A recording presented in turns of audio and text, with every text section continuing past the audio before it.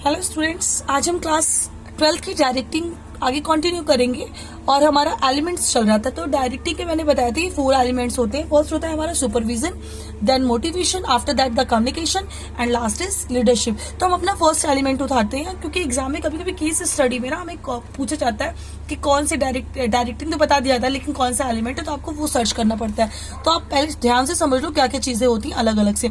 तो सबसे पहले हमारा सुपरविजन, इसके बारे में मैंने थोड़ा सा बताया भी था लेकिन अब हम डिटेल में पढ़ेंगे। तो सुपरविजन मतलब होता है instructing, guiding, monitoring and observing the employees. जब एम्प्लॉय काम कर रहा है तब आपको इन सब चीजों पर ध्यान देना पड़ेगा। एम्प्लॉय क्या काम कर रहा है, कैसे काम कर रहा है ऑर्गेनाइजेशन के अंदर। अगर हम देखें तो सुपरविजन जो होता है हमारा, ये 2 वर्डों से मिलकर बना हुआ है, super plus vision. Super means होता है over and above and vision means होता है सीइंग। जब भी कोई एम्प्लॉय काम कर रहा हो तो उसको हम कैसे समझाएं, मतलब कैसे क्या इंस्ट्रक्शंस प्रोवाइड है, कैसे गाइड करें। जो हमने इंस्ट्रक्शन दी उसी के अकॉर्डिंग काम कर रहा है या अपने मन से काम करना शुरू कर दे रहा है, ये सारी चीजें हमारी आती है सुपरविजन में। तो जैसे आप जानते हो कि सुपरविजन इज टू इम्पोर्टेंट। अगर सुपरविजन नहीं होगा ना तो एम्प्लॉय सारे अपनी अपनी मर्जी से काम करना शुरू कर देंगे और सारे काम को गड़बड़ करके रख देंगे। तो अब हमारी सबसे इंपॉर्टेंट है इसके बाद कि इंपॉर्टेंस क्या है। तो इंपॉर्टेंस ऐसा भी मैंने बताया कि अभी गड़बड़ कर देंगे। सबसे पहले इंश्योर्स इशूइंग ऑफ इंस्ट्रक्शन, कि हमको सबसे पहले ये देखना होता है कि ये श्योर करना होता है सुपरवाइजर को कि जितनी भी इंस्ट्रक्शंस हैं वो सारे एम्प्लॉयज को पता भी है या नहीं है, कि टॉप लेवल और मिडिल लेवल ने जो प्लान आउट किया है उसके रिगार्डिंग जो इंस्ट्रक्शंस बनाई है वो सिर्फ सुपरवाइजरी लेवल मैनेजर को पता है या सारे के सारे को पता ही है इन्फॉर्मेशन। तो सारी इंस्ट्रक्शंस को पता होना चाहिए। अगर नहीं पता है तो उनका काम है सुपरवाइजर्स का कि वो इंस्ट्रक्शंस को अपने एम्प्लॉयज को प्रोवाइड करें।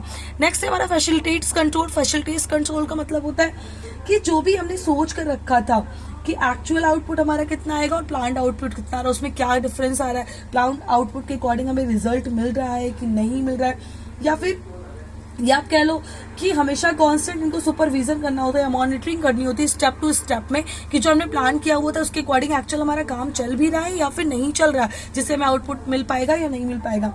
फिर नेक्स्ट है हमारा ऑप्टिमम यूटिलाइजेशन ऑफ रिसोर्सेज। अब यहाँ पर देखो, यहाँ पर एम्प्लॉइज को अपने सुपरवाइजर को ध्यान देना पड़ता है कि जो भी हमारे रिसोर्सेज है इनका फुली यूटिलाइजेशन हो, कोई भी एम्प्लॉइज खराब नहीं करे कोई भी रिसोर्सेज को। यानी जो भी हम यूज कर रहे हैं, जो भी हमारे रिसोर्सेज हो, चाहे वो ह्यूमन रिसोर्सेज हो, चाहे मशीन्स हो, चाहे इलेक्ट्रिसिटी हो, कोई भी चीजें हो, वो हमारी बेकार नहीं जाए, सीधी मतलब सही तरीके से यूज होती जाए। फिर नेक्स्ट डिसिप्लिन।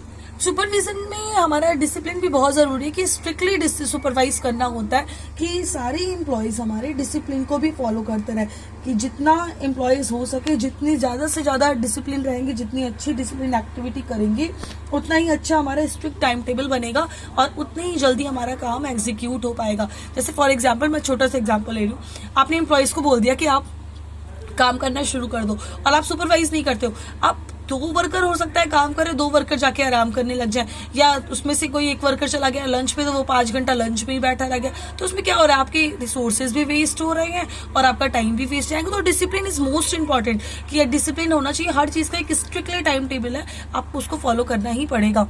नेक्स्ट है हमारा फीडबैक।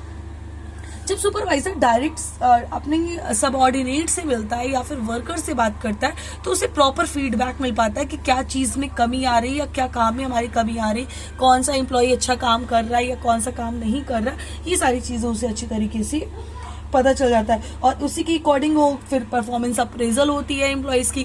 जो भी काम वर्कर्स कर रहे हैं या एम्प्लॉयज कर रहे हैं उसका परफॉर्मेंस अप्रेजल, जो आपको याद होगा लास्ट चैप्टर मैंने पढ़ा रखा है HRM डिपार्टमेंट में कि अप्रेजल होता है ना, तो इसी काम के बिहाफ पे जो काम अच्छा कर रहे हैं उनका हम अप्रेजल ज्यादा करेंगे, जो काम अच्छा काम कर रहे हैं उनका कम करेंगे, जो बिल्कुल काम चोरी कर रहे हैं उनका अप्रेजल नहीं करेंगे।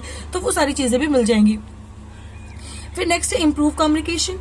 जब सुपरवाइजिंग होती है, सबऑर्डिनेट से बात हो रही, वर्कर पे ध्यान दिया जा रहा है, तो उनके बीच में एक अच्छा कम्युनिकेशन भी डेवलप हो जाता है और ये कम्युनिकेशन डेवलप होने से किसी भी तरह की प्रॉब्लम जो फ्यूचर में फर्म में होने वाली हो वो पूरी तरह से हट जाती है। जैसे कम्युनिकेशन अच्छा नहीं रहता तो मजदूर हड़ताल पे चले गए, स्ट्राइक करके बैठ गए, आधा ही काम कर रहे, वो सारी चीजें। फिर नेक्स्ट है हमारा मेंटेन ग्रुप एक्टिव यूनिटी। अब अगर कम्युनिकेशन हमारा अच्छा चलेगा तो हमारा क्या होगा, ग्रुप एक्टिविटी में लोग ध्यान देंगे, यानी कि सारे लोग वर्कर एक ही जगह काम कर रहे हैं, एक ही सुपरवाइजर के अंडर में काम कर रहे हैं, तो एक दूसरे के लिए हार्मोनी करेंगे और वो वर्कर्स अपने खुद ही जितने डिस्प्यूट्स होंगे वो इजीली सॉल्व कर लेंगे। तो ये हो गया हमारा सुपरविजन एंड इम्पोर्टेंस। अब नेक्स्ट हमारा एलिमेंट था मोटिवेशन। मोटिवेशन का सिंपल मतलब होता है will to do work.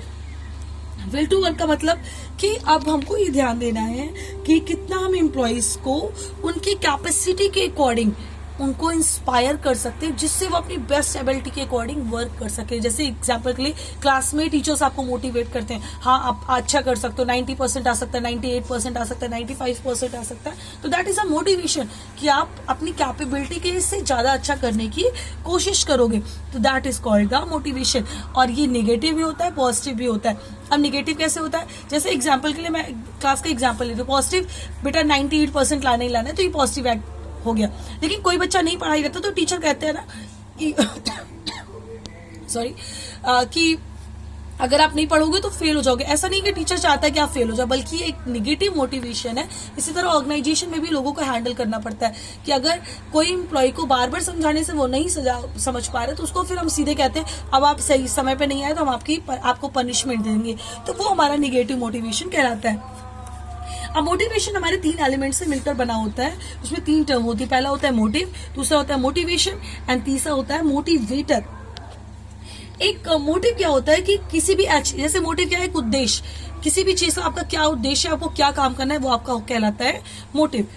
Second होता है हमारा मोटिवेशन। अब मोटिवेशन क्या होती है, मोटिवेशन इज अ फीलिंग कि आप अपनी बेस्ट एबिलिटी के अकॉर्डिंग, उस एबिलिटी के अकॉर्डिंग अपने गोल को अचीव करने की कोशिश करो। मोटिव जो होता है वो हमारा एक रियल गोल होता है जिसे हमें अचीव करना है।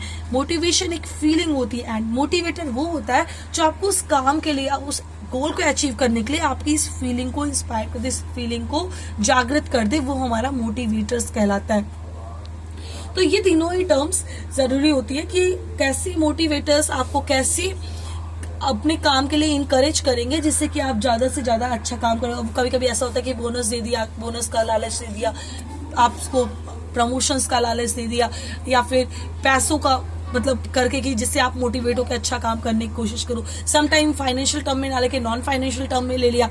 जैसे एग्जाम्पल के लिए हमने क्या कह दिया कि आप अगर अच्छा काम करते रहोगे तो कंपनी की साइड से आपको कार मिल जाएगी, तो वो हमारे नॉन मॉनिटरी टर्म्स में कि हमने कैब उनको प्रोवाइड कर दिया, कार प्रोवाइड कर दी। तो ये सारी चीजें हमारी मोटिवेटर की होती है और वो इसी के बिहाफ पर आपसे आपकी बेस्ट एबिलिटी के अकॉर्डिंग काम कराना शुरू कर देता है। तो स्टूडेंट्स ये हो गया हमारा 3 एलिमेंट्स ऑफ मोटिवेशन, यानी कि 3 टर्म्स जो हम यूज करते हैं, इससे मिलकर ही हमारा बना होता है मोटिवेशन। यहाँ पर हम तीनों को एक साथ ही लेकर कैप्चर करके कंप्लीट करेंगे। तो ओके क्लास, अभी तक के लिए इतना ही, फिर नेक्स्ट वीडियो में। Okay, thank you class.